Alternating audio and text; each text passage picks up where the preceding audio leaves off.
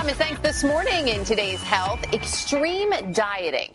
The Iowa Department of Health issued a warning this week after a woman there tried to lose weight by swallowing a tapeworm. It is just the latest example of the dangers of using shortcuts to lose weight. Dr. Nancy Snyderman is NBC's chief medical editor. Nancy, good morning. This story had all of us scratching our heads.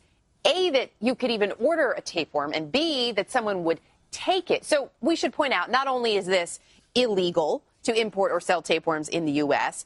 and dangerous, it's also not a very effective weight loss tool, correct? It's not effective. And the reason the FDA has said that this is illegal is this is what happens. You swallow a tapeworm and there are hooks on its head.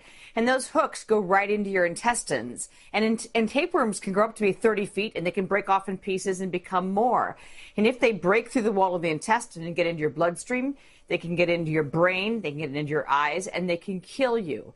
And while they're in your intestines, robbing you of nutrients and food that you need, you don't get skinny. You get sort of a swollen belly and you don't look well. So you may lose a few pounds, but the minute you take the medicine to kill the tapeworm, guess what? You go right back to who you are. So this is one of the damn dumbest things I've ever heard of. I like the way you sum it up there, Dr. Nancy.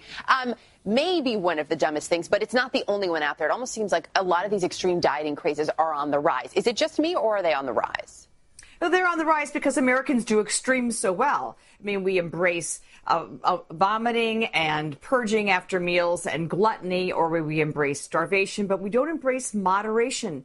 And I think the sooner you get to sort of look at diet as a four-letter word and think, okay, how much food do I need as fuel? When can I push myself away from the table? And what does that moderation look like? Then you're fine.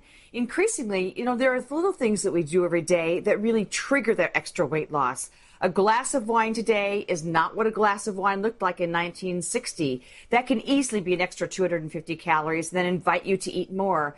So you can do the cabbage soup diet, you can do the starvation diet, you can do the protein-only diet, but at some point only in your life, you have to go back to normal.